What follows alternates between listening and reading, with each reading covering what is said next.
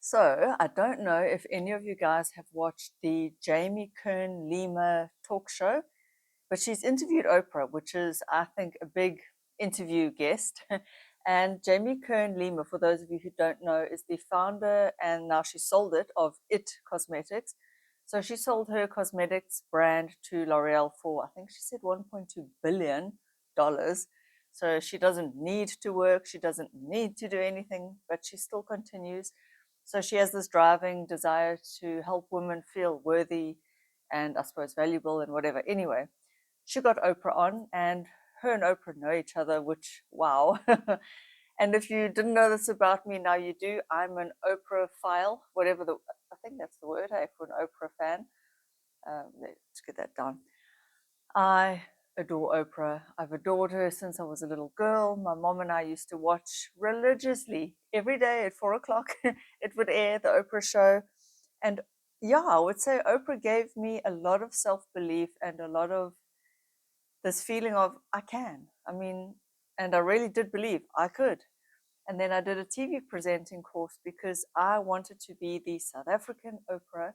And now I know I'm not going to be that, but I might be a medium sized YouTuber, which would be good enough. And I'm growing, my channel is growing. I'm on my way to being a mid sized YouTuber, and that's awesome. That's good enough for me. But I knew I had a voice and I knew I had something to say from young. I always thought I'd be an author at first. And then when I was watching Oprah, I was like, but one can also speak. You don't have to just write. So I've always thought I would speak or write or do both or all of it.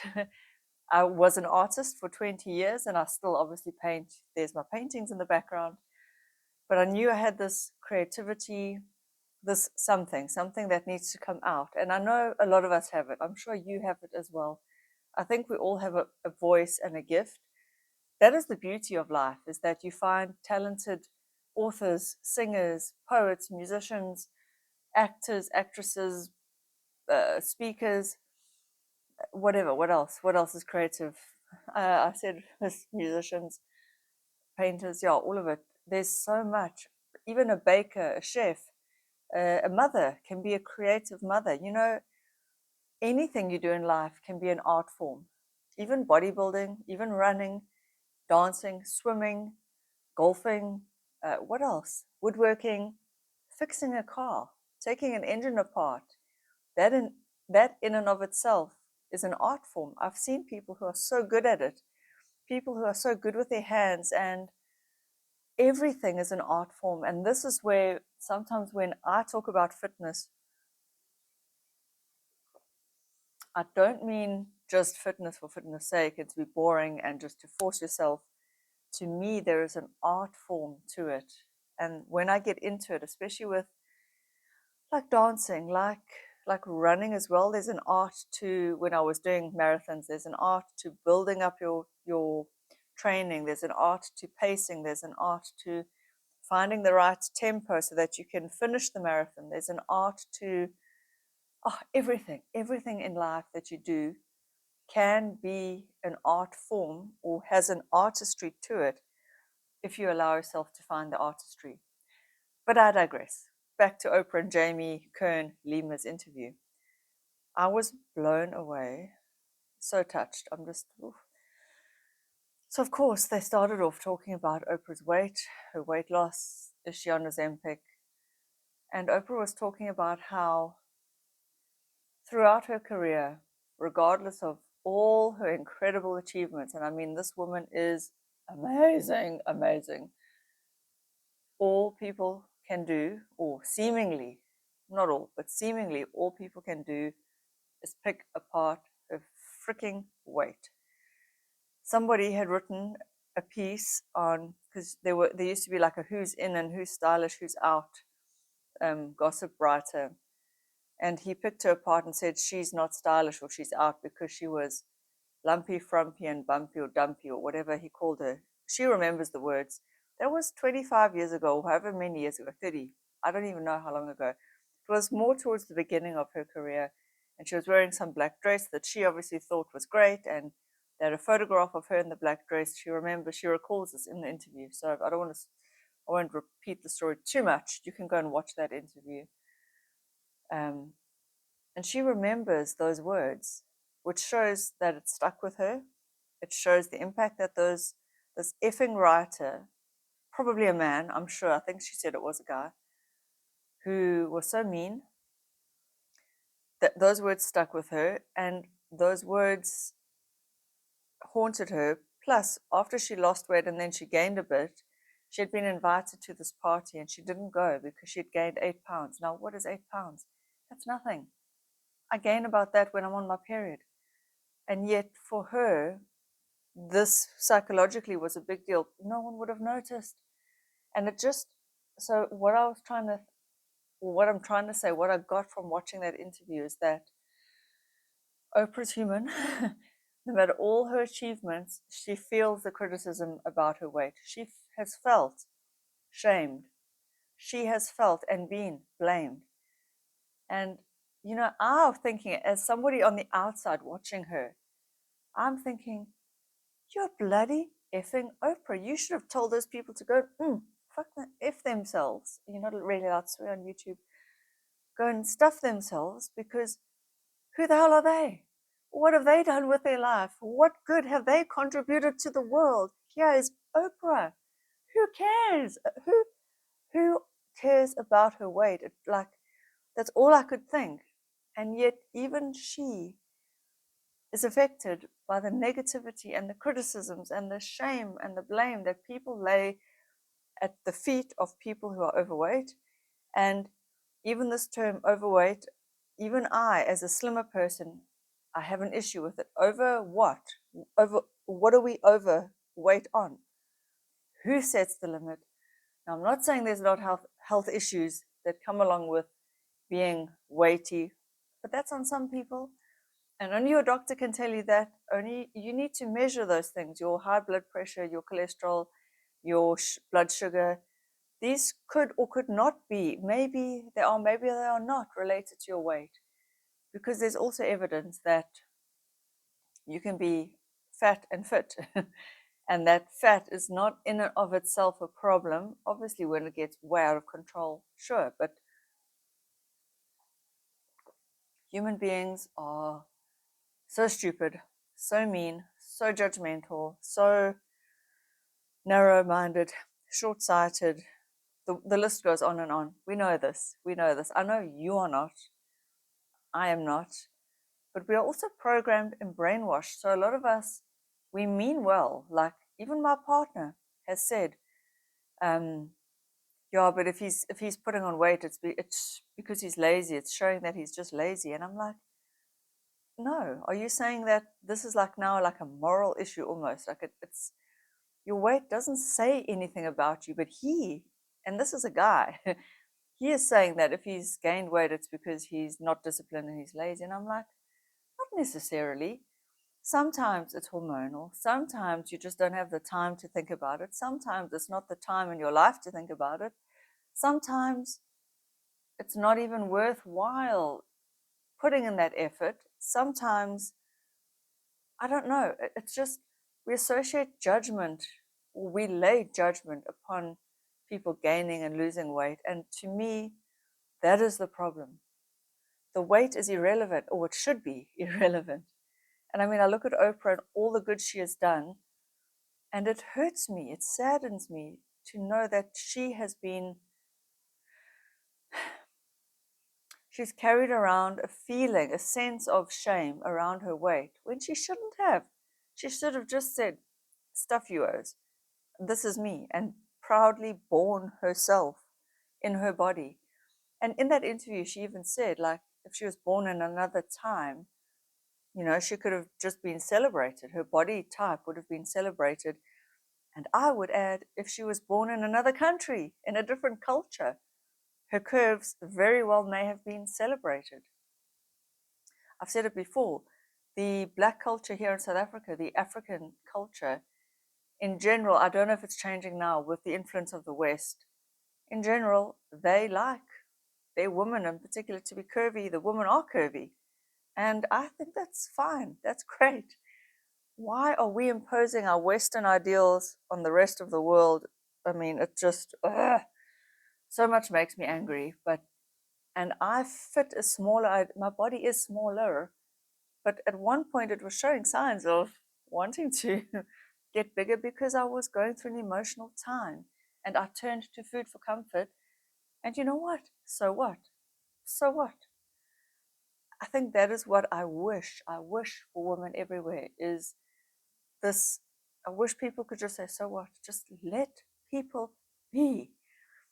If there was one wish, if I could wave a magic wand, in fact, there'd be two wishes, but let me start with wish number one. It would be that no one would be allowed to comment on anyone else's body. No comments about weight. Don't tell people you look great because you lost weight. Don't tell people, oh my God, you've gained weight. Don't tell people anything about their freaking bodies. Who cares? It is irrelevant. It doesn't change who they are, except it changes how they feel about themselves because of the judgments of other people. But if no one judged them, it would become a moot point and irrelevant. And now that Oprah's lost the weight, and even she at age 70, she said, this is the decade I just want to like let go of or beat the weight thing. And I'm thinking, girl, it should be so irrelevant. I mean, I understand it. It's not that I don't understand it. I do. Because everyone's made it such an issue. And as she even said, it's become like a national sport, or it was, for people to make comments about her weight. And Joan Rivers once had said to her, oh, come back when you've lost 15 pounds. People, I shudder. I shudder. Like when you hear stuff like that, here is this accomplished, capable, amazing woman, and all people can do is talk about her freaking weight. Can we all just get over it, please? And whether she's on Ozempic or off Ozempic or whatever she's doing, who cares? I can't understand why people care so much. Look, I get it. If she's a national and public and international, figure, people do want to know. I get that. There is she's got a platform and a voice, but it's also like, just let her live her life her way. Anyway, I could rant on and on for hours. And I think the reason it affects me, and it probably affects women everywhere, is because we all know that our weight could fluctuate and change. And we all know that people are noticing and criticizing and talking about us, no matter what we weigh, because the whole freaking world is on women's bodies the whole time. And is it because biologically our bodies are the bearers of children? Is that why?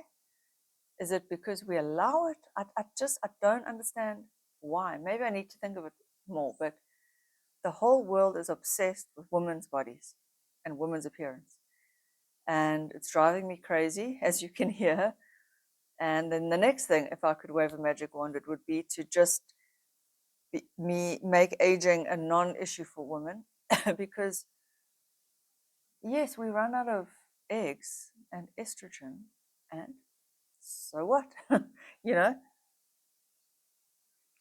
Again, I don't get it. It's like, why has this narrative come to be that we become irrelevant, that we become dried up, washed out, no one wants to listen to us, we are not seen, we're invisible? Is that true? Maybe, probably. And if it is true, why are we accepting it? How can we change it? These are questions that actually are driving me crazy, and they're keeping me awake at night, because I do feel like I'm on YouTube. I have a tiny, tiny, tiny, tiny platform, but if I could just get one woman to say, I look forward to aging, that would be a job well done. So there's that. If I could just get one woman to say, I'm just going to accept my body as it is, that would be a job well done. And I know it seems contradictory because I'm putting out weight loss tips and advice. But if you listen, and if you listen carefully, you will hear that I also say, weight loss, but love yourself. Weight loss, but weight is not the most important thing. It's the least important thing about you. And when I say all this, it's on my main channel. If you're new here, my main channel is Louise Corrans. I will spell that out in the description box. And so I was thinking, do I become the self-loving weight loss coach? But even that, sometimes, I don't know.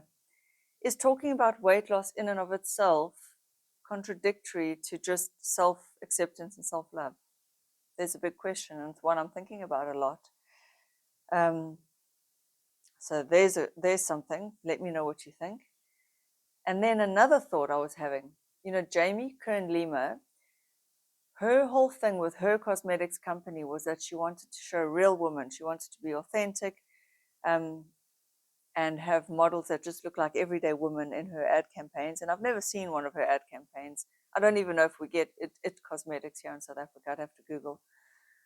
But it seems to not have made a dent or an impact, because from what I can gather, most cosmetic adverts still feature flawless 20-something-year-old models. And we're still messaging women with the same old messages. It's still the same freaking beauty standard. Not a lot has changed.